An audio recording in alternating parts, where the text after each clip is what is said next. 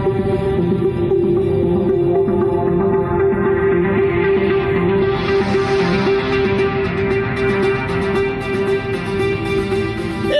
back to my Project 13, the Morning Recap Vlog. What happened this last week? 2018 happened. We said goodbye to 2017, a great year for me individually, as a person, great year with my family, and great year at work and just in life, man. Thank God for my life and everything I'm surrounded in, and growing, always growing.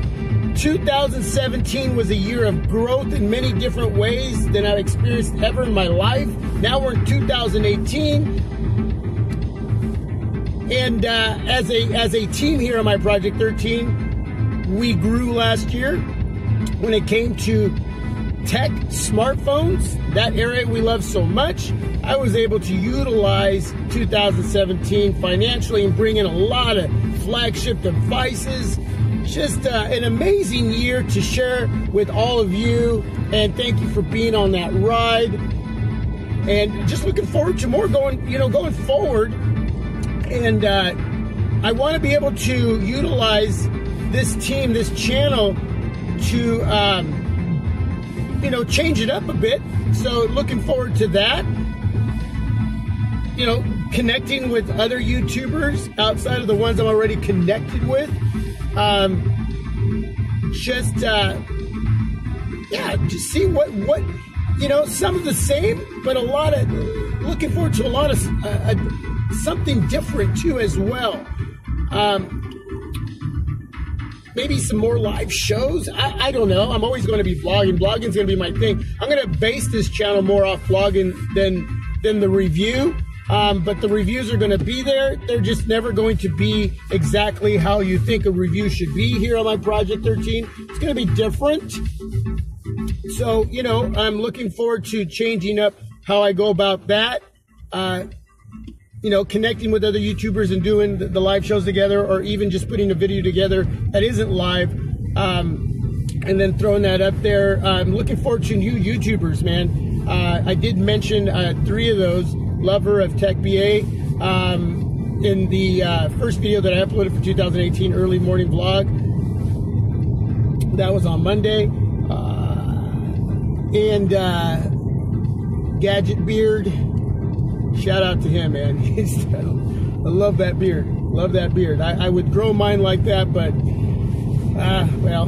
I'd have to wear a beard net at work, and I don't want to wear one of those. So I let mine go as far as I can, and then I trim it down. And Android Stud, those 3 guys really inspired me in many different ways watching them. And there's a lot of other new YouTubers that are out there that started really pushing forward in 2017, and you're going to see more of them in 2018. Those are just 3 that I really spent a little extra time watching and letting them and their content inspire me. And I remember being in that spot of just beginning accidentally, because it was never my intent to have a channel. It was always, for me, it was always watching and learning, just because I wanted to know, but I never intended to have a YouTube channel. But it happened, and here we are going into my 4th year. Welcome back, Tech Time too. Hopefully we see more content from him. And there's a lot of you that I'm not mentioning, but I just hope those connections go on in 2018. I hope that we can do some shows together, and looking forward to incorporating my wife as well here and there, like we did this last year. So And what's going to make that happen, too, is the smartphone industry, what they have in store for us and what's coming out. So looking forward to that, and connecting with companies that send me accessories. I've put a few of them on hold due to the fact that the holidays were here, but I'm going to be reconnecting with them and hopefully reconnect with some that will fit into the time schedule as well, because my time schedule is really busy, so I don't want to let them down and give them false hopes. I need to be able to work with them and being able to do what they would want with their products and getting it out there through the team. So looking forward to that here on my Project 13. Tudia sent a couple cases. That was my first product review of the year. So that's a new company that I'm connected with now and following them. They're following me, and wow, what a blessing. So yeah, looking forward to more of that. The rain is coming down. The windshield wipers are going. Got the Razr phone shooting this video, 1080p, 30 frames per second. So a lot to look forward to. And then I gave you my smartphone of the year, Sony Xperia XZ Premium. Some of you were asking, why not the LG V30? Why not this? Why not that?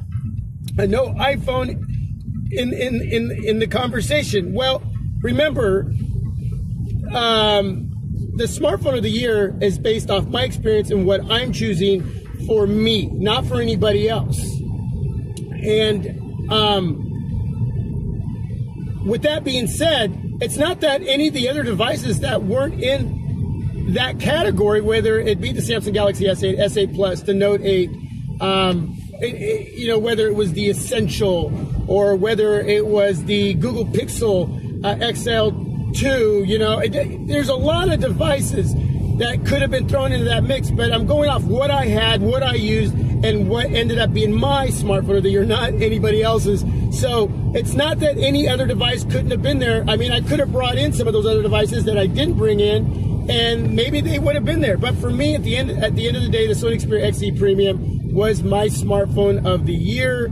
Not dissing on any of the other smartphones that might have had that chance, that possibility of being that device. It's just that if I didn't have it, there's no way it can be in that category. If I couldn't utilize it, no way could it be in that category. Okay, it had to be something that I used, something that I utilized, something that I fully got everything I wanted out of it. And it didn't have to have every feature or area covered on that device. My Sony Xperia XZ Premium doesn't have a fingerprint reader, but I don't necessarily need that. Do I like that area? Sure I do, but it doesn't need to be there. So my choice was the Sony Xperia XZ Premium. And for me, it's a great choice. I'm totally digging. I'm having a lot of fun with my Razr phone. And this phone really got, you know, just not looked at in a way with a real open mind. In my opinion, I think that it went up against a lot of other devices at that $700 price point, and it really got judged very hard. It got pounded on here and there, and sure, it needs work, and it's getting worked on in the camera areas, and I think it's doing a great job. Personally, I think it's doing really good considering what was said about it, and it's going to get better, but it's that $700 price point. It should have been about $100 less, maybe $150, and I don't think it would have got hit that hard when the reviews came out. But, you know, it's an overlooked device, no more than the Moto Z2 Play or Moto Z2 Force was, no more than the Essential was. But price points came down, and bam, now they're great devices, right? But you know what I'm saying? Thing is, at the end of the year, I don't even know where I was going with that. just some great devices out there in 2017. That's what it comes down to. And out of all the ones that I had, the Sony Xperia XZ Premium was that device. And wow, just blessed to be able to use it and enjoy it, and enjoy the Razr phone right now, shooting this video in 1080p. It just excites me to start to wonder and think what we're going to be looking forward to with second-gen devices from companies we haven't even heard of yet, and for companies coming over into the USA internationally, what they're going to be bringing to the market to oust the big boys like Samsung and Apple. So we're going to see, man. It should get very interesting in 2018. and the changes aesthetically to devices, you know, foldable phones and, you know, lots of different areas that are going to be incorporated and maybe areas that are going to be taken away. So we'll see. We'll see. But that's the way it goes, right? And we're looking forward to those changes. And some of them are going to make us really happy, and some of them are going to make us really upset. But we'll see. Anyway, that's the recap and a bunch of extra conversation. Have a great day. God bless. I'm out. It's work time. This is my Project 13. You are my Project 13. Peace. I'm out.